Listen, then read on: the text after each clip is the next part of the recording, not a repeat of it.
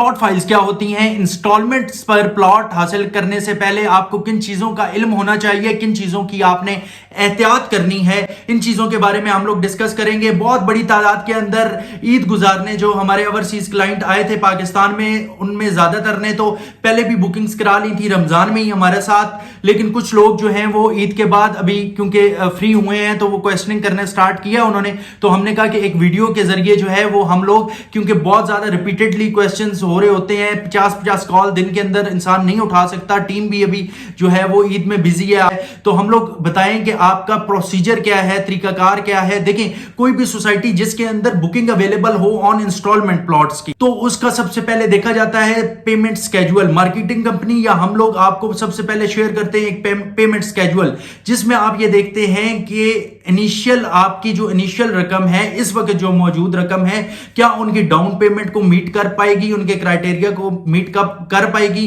अगर 5 लाख रुपया किसी 5 मरले के प्लॉट की डाउन पेमेंट है तो आपके पास 5 लाख रुपया मौजूद है या नहीं है, तो ये हमने सबसे पहले देखना होता है। फिर आप देखते हैं कि आपकी माहाना सेविंग और उसकी मंथली जो आपने इंस्टॉलमेंट जमा करवानी है वो आपकी मीट कर पाएंगे, आप उसको कैरी कर सकेंगे या नहीं कर सकेंगे। क्योंकि टू बी वेरी ऑनेस्ट, मैंने तकरीबन आज से साल पहले से ये कहना स्टार्ट कर दिया था कि देयर इज नो वे कि आप फाइल के ऊपर प्रॉफिट जो है वो बहुत बड़े लेवल के ऊपर कमा सकें।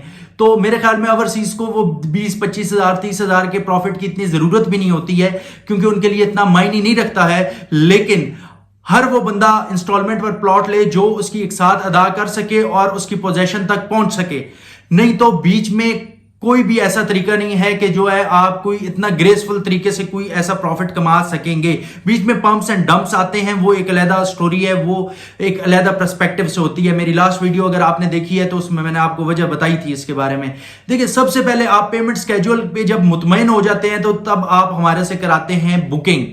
हम आपकी ओपन फाइल या फॉर्म फिल करके आपकी दी हुई रकम के साथ सोसाइटी में जमा करवा देते हैं, लेकिन सोसाइटी आपको रिसीप्ट कोई नहीं देती।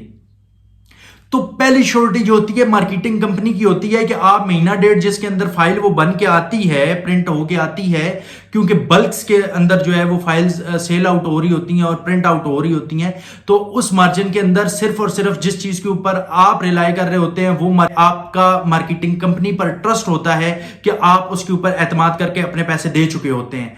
देखिए, उसके बाद जब आपकी फाइल बन के आ जाती है तो आपने उसके ऊपर इंस्टॉलमेंट्स जमा करवाते रहना होता है। कई सोसाइटीज के अंदर हाफ ईयरली पेमेंट्स हैं कि मंथली आप देते रहे, और हाफ ईयरली में भी आपकी जो है वो मिसाल के तौर पे लाख रुपया हाफ ईयरली हो गई है या 2 लाख रुपया उन्होंने हाफ ईयरली रखी हुई है। Complete the schedule, payment schedule, तो उसका भी आपने पहले से ही अपना एनालिसिस कर लेना होता है कि मैं इसको मीट कर पाऊंगा या नहीं कर पाऊंगा। अब सेकंड थिंग है, आपने उस वक्त तक अपने ड्यूज क्लियर कर देने होते हैं जिस वक्त आ जाती है बैलेटिंग।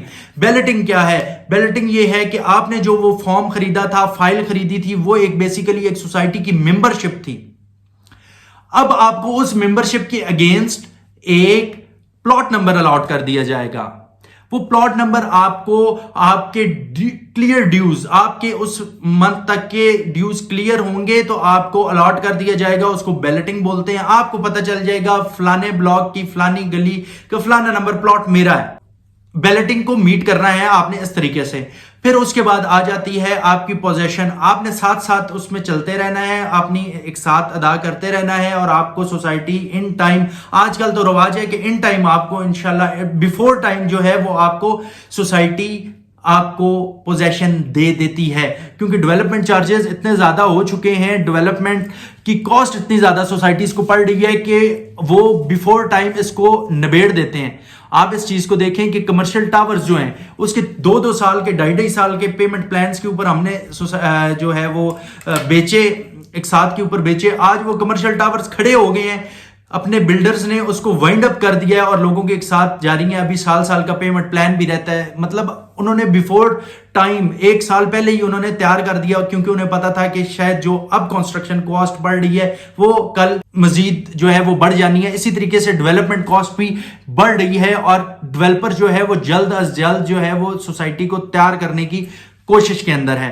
तो आपने इन चीजों को देख लेना है। अगर आप कैटेगरी प्लॉट्स की तरफ आते हैं तो आपको 10% कॉर्नर का देना पड़ता है। मेन बुलेवार्ड पे अगर आपने लेना है तो आपको 10% मेन बुलेवार्ड का लेना पड़ता है। इसके अंदर भी मेरी एक ऐसी सोच है कि आप अगर कॉर्नर और मेन बुलेवार्ड की कोई तुक नहीं बनती कि आपने मेन बुलेवार्ड पे भी लिया और उसका कॉर्नर भी आप ले रहे हैं, मतलब आप 20% अलग उसको सबमिट करवा रहे हैं, तो मेरे ख्याल में उसकी कुछ सेंस बनती नहीं है कि अगर आप मेन बुलेवार्ड पे हैं तो आप जो है वो इजीली जो है किसी भी जगह के ऊपर मिड के अंदर भी आपका हो तो मेन बुलेवार्ड जो है वो बड़ा होता है और उसके अंदर जो है आपको कॉर्नर लेने का जो है वो कोई कंसेप्ट बनता नहीं है। लेकिन अगर आपकी चॉइस है तो आप उस तरीके से चल सकते हैं। अल सजाद मार्केटिंग इंस्टॉलमेंट्स पर आपको हर किस्म का आपके बजट के मुताबिक इंशाल्लाह प्लॉट प्रोवाइड करेगा, आपकी सेविंग्स को इंशाल्लाह आपका एसेट बना के देगा। Thank you very much. Al Sajjad की मार्केटिंग टीम से राब्ता करें ताकि आप अपना प्लॉट जो है वो ऑनलाइन भी बुक करा सकते हैं। Thank you.